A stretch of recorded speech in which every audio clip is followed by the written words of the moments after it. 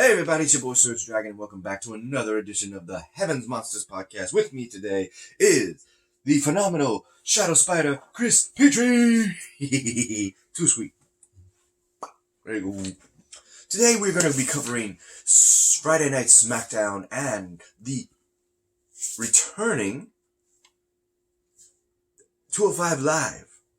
Because I thought it was canceled for good. Nope. It's still going. It's still going. On January 3rd. Let's go. Both on the same day. Just one is on Fox, the other was on WWE Network. We start the show with Lacey Evans and Dana Brooke being called out by Sasha Banks and Bayley and saying how they're going to be the ones who are going to be the new tag team champions, as well as the fact that they are the standard and women's champion. I was like, wait, Sasha Banks is the standard? Huh? How did that happen? That's what Bayley said? The standard. I'm like, what? That never happened. I thought she was better than a standard. Or at least she claimed to be. So this would be a 2-on-2 match, but no. Two other people, mainly the Bliss Cross buddies of Alexa Bliss and Nikki Cross, wanted a piece of that action to see who would be the two who would take on Asuka and Kairi Sane, the Kabuki Warriors, for the, well, I don't know if it's really up for grabs. Women's tag team titles, because if NXT and NXT UK haven't gotten their shots, what the hell? What the hell? Come on. I didn't hear them say it was a number one contendership. Yeah, but they were fighting over it. Yeah. So, we'll see. We'll see. Wait, hold up. It would be Lacey Evans and Dana Brooke that get the win over these four other women. That was kind of good because, let's face it, Lacey Evans getting a push, but it's good that Dana Brooke is getting a push alongside her as a tag team. That's good. Next up, we have Shorty G in the locker room talking with the Revival, saying that maybe if they accepted for who they are, they wouldn't feel so bad about it. And they go and make short jokes at him and says that's fine. I embrace that. So if you want to go and prove that you're better than me, get in the ring. Because he made that sense that either one of us could beat you. I was like, prove it. So it would be Shorty G versus Dash Wilder, one half of the Revival. Ooh, hold up. Okay, we're back. So we left off with Shorty G versus Dash Wilder. So in this match, we had his partner from the Revival just commentating the whole time how he and his team are better than everybody else. But in the end, it would be Dash Wilder who taps to the ankle lock from Shorty G, and they both quickly jump Shorty G at a 2-on-1, where Sheamus then came in, and we thought that Sheamus was going to coming to Shorty G's rescue. Nope. As soon as they turned around the corner, he quickly turns around and bro kicks poor Shorty G's face, and damn, he landed on his head. Legs in the air, looking like a folded napkin. Dang. So apparently, Sheamus is definitely a heel. I thought he was a babyface. Nope. We got a heel, and he's out to kick everybody's ass for what he said in his promos. Next, we have The Miz going around saying to Daniel Bryan that he might have lost to him, but he's going to look for The Fiend and try to take something from him, since he traumatized both him and his wife and his little baby girl. So, he said, make The Fiend Bray Wyatt pay. Take his title. That's what he was saying to Daniel Bryan. He goes and walks around, and he runs into the Pancake 2020 stacked. That's a big plate. That's a big silver tray for Big E to be carrying all that pancake, and that's a lot of syrup. He runs into the New Day with Kofi and Big E to actually, they're saying Happy New Year. Apparently they're tied for most titles, Kofi and The Miz, in that year. I was like, what? Now, how many titles did they get? I'm confused. The most title won in a year. They're tied. Okay. Well, The Miz is not happy that they're happy and they're trying to make a joke out of it. And he's just, and slams the pancakes. And you know how big he is when you slam pancakes on the floor. That's waste. Yeah. And he's looking at him. He looked like he was about to throw down. He about to. But in the end, it would be Kofi Kingston who issues a challenge to get some of this steam out of The Miz. And The Miz accepts. Ultimately, with The Miz, he did not get the win. Kofi Kingston got the win. No assist from Big E. So it was a one-on-one match through and through. But then The Miz, after losing, is a sore loser and starts jumping Kofi Kingston. Big E comes in. He's bolting out of there.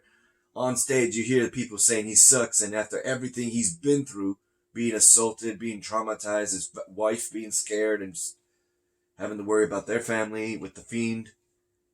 And he says, everything I've done for you. He's definitely turned heel. And no better time because he was a heel with this guy. John Morrison makes his return, and we're hoping he's on Smackdown because he's in the Miz's locker room and he's having a chat. These guys are best buddies because he's been there for his wedding and vice versa. Vice versa. By both.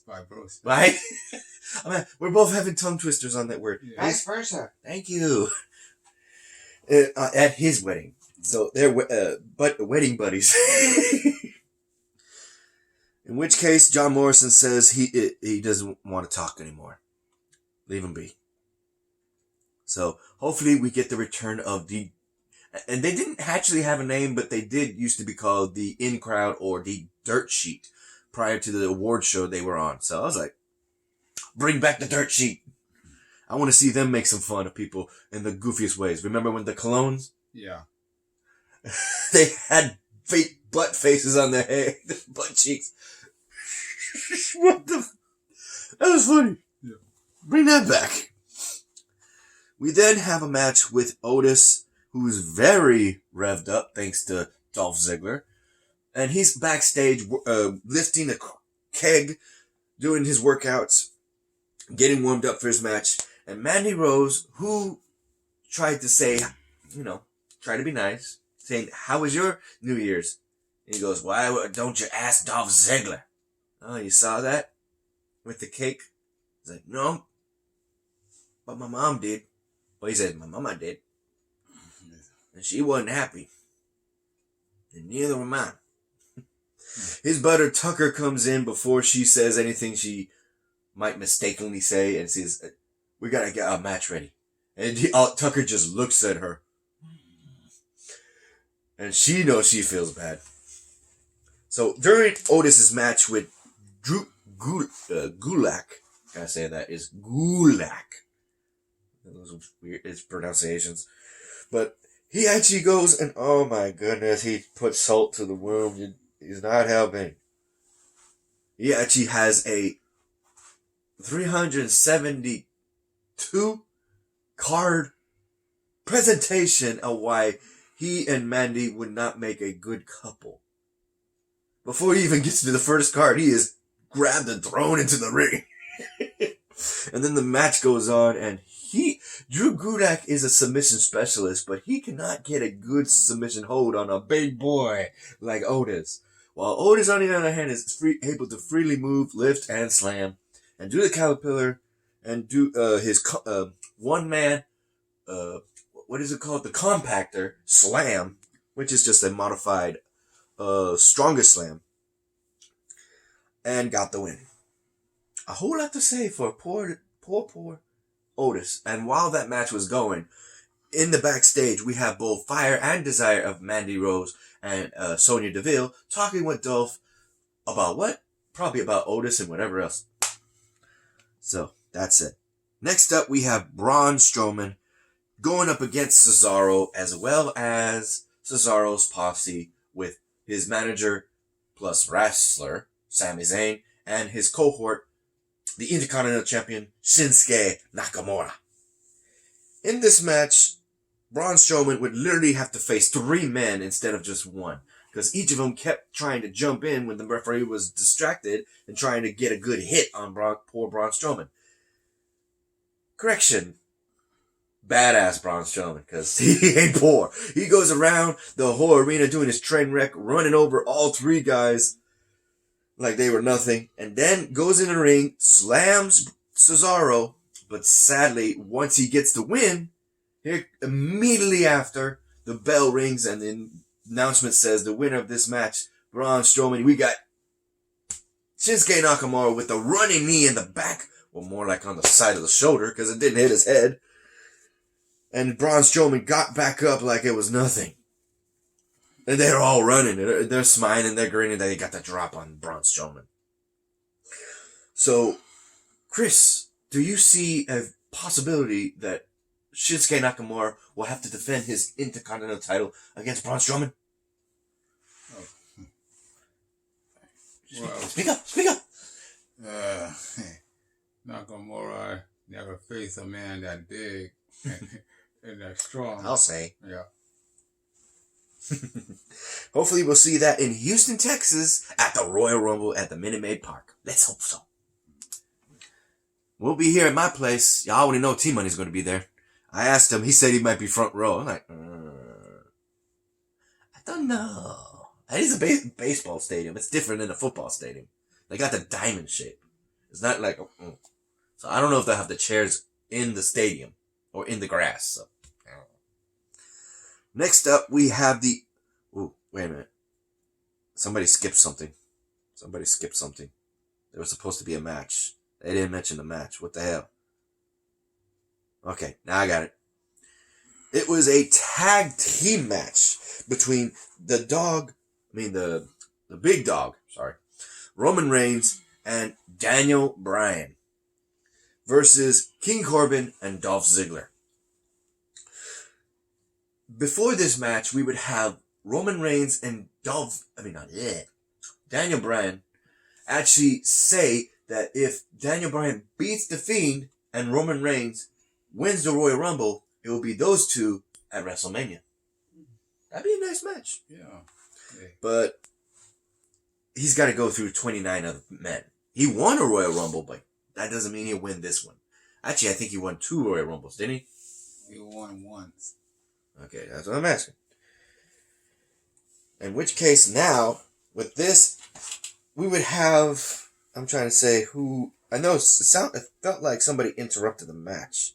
No one interrupted. I think the Fiend interrupted. Yeah, there you go. The match was considered no contest. It's not written here on WWE.com, but I remember when you got a situation like The Fiend coming in, even though he specifically attacked Daniel Bryan, technically the match is won by disqualification to Daniel Bryan and Roman Reigns, technically. But with that situation, it might be a no contest because they don't know what the hell's going on. So I want to say it was winner by disqualification. But seeing as the match was still going, they said, bull. Because then you got Baron Corbin and Dolph Ziggler trying to cuff and pour 4 cans of dog food on Roman Reigns again. I'm watching this. I'm like, oh, please, somebody, stop this, not this again. It was bad watching it once. I know I got my wish. Did you get your wish, bro? Last time I saw these guys was on YouTube on Booker T's special of reality wrestling, where they were in the ring, where they kind of were brought up thanks to Booker T. The return of the Usos, his cousins of the Samoan family. They come in and jump literally over the top rope, a suicide dive on Baron Corbin and Dolph Ziggler, getting the keys to uncuff their cousin Roman Reigns, and he did not get dog food smeared again. Thank God. The return of the Uso Penitentiary Tag Team is back on Smackdown. I thought they might have been drafted Raw for a second there. But that's good. And that's how the show ended for SmackDown. Any thoughts on how you feel with the Usos' return, saving them? Yeah. You feel good? I feel good. You feel good? Usos is back. So the Uso is back. And Naomi coming back? Naomi is scheduled, as I recall, because she is in the opening, I guess the opening intro. Oh, 1 second. Save that thought. Okay, we're back. What's up, Rigby? You hear a meeting. We got the cat in, so I was like, okay. Okay, yeah, we're Naomi. Naomi is on Monday Night Raw because you would see her in the opening theme of Skillet's legendary opening theme song. I either call it an opening theme or intro. Mm-hmm. So, where's my phone? Thank you. Alright, so with that, I'm going to see 205 Live. Get the info. There you go. So, before we get to 205 Live, a shout out to the reigning members of the Heavens Monsters podcast. We got Xavier Hill, Mike Henry, and Andre Mitchell. A link to their YouTube pages will be in descriptions down below, as always. And a remaining shout out to Renee, T-Money, Chris Pitre right here, and also Pharaoh and Delvin. Love you, bros. Love you. Welcome the new year. Wait. I'm trying to put my leg up here. Okay. So, are you ready, my brother? For 205 Live. We went ahead and watched it and were surprised to see that it wasn't a recap. Because I was like, wait, it's 205 Live? It's a new episode? Or was it a recap? So I downloaded it, we watched it, and sure enough, it was a new episode. Kicking off the new year. Yes, my buddy. You were just eating. Why are you meowing? So now... we got... This is adorable. Where's your buddy? Sorry. So this is speed run this. We have Danny Burch going up against Arya Daivari to kick off the year, and Arya Daivari actually states that he is going to try and save 205 Live. I don't know if that's an innuendo that it's being threatened to be canceled permanently. I don't know.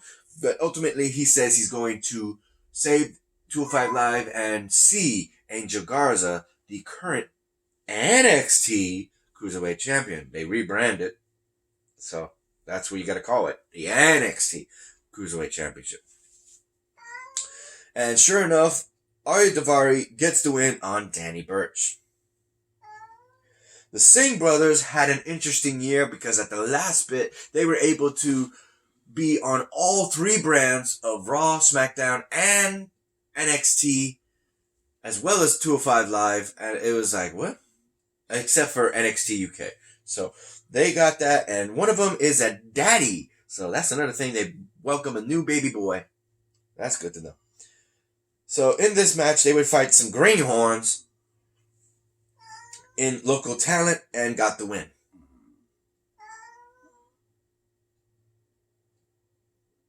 And I believe one of them became 24/7 champion again and lost it again. So that's something. They also got the fight at Madison Square Garden. So that's like one of the biggest places to wrestle in. Finally, the main event, we have Angel Garza going up against Tony Nese non-title match. Ultimately, Tony Nese is trying to prove that Angel Garza, that he is qualified for a number one contendership for that title. Well, Angel Garza proved them wrong. With flips, tricks, kicks, and God knows all kinds of things, including a handshake that didn't work out well, we would have Angel Garza using his Angel wing clipper finisher to get the win and put Tony Nese away, ending the show and ending this podcast. So, how did you feel about those matches, my brother? watching him with me. How'd you feel? The first match, Brian Kendrick came back. Oh, thank you for reminding me. Yeah. A mysterious individual helped Ari Daivari get the win and then unmasked himself to be Brian Kendrick. Sorry, the names, they were similar. Daniel Bryan, Brian Kendrick. Yeah. And I kind of called it as to who was under the mask, because first I thought it was Jack Gallagher, and then I was like, wait, his skin is too tan. Jack Gallagher's pale. And I was thinking, is it? And I was right. It was him. I was like, there you go. So he goes and says that he was the originator of the Cruiserweight division and the best thing in the Cruiserweight division. I was like, I told you. Who did I say? Who did I say was the best? Rey Mysterio was the best. There you go. He's the best thing in the Cruiserweight division. In which case, we have the fact that now he's putting everyone on notice, and he says, give him something. He was telling him, make something happen. I was like, okay. I'm confused. But otherwise, yeah. Thank you, my brother, for mentioning that. I did forget that. I did. That goes to show I didn't care for him. So forgetful. The Brian Kendrick, I'm sorry. I'm sorry. Not sorry. Sorry. Anyway. Anything else? How'd you feel about anything else? I didn't feel anything else. Yeah, because you skimmed through it. Yeah. Yeah. Alright then. That'll be it for this podcast, everybody. You like this video? Give it a thumbs up. You didn't? Give it a thumbs down. Hit the subscribe button right there. That big red button if you like the content. And hit that notification bell for the next Heaven Monsters podcast. I'm SergDragon. This is Chris Pitre. And we'll see you next time. Peace. Bye.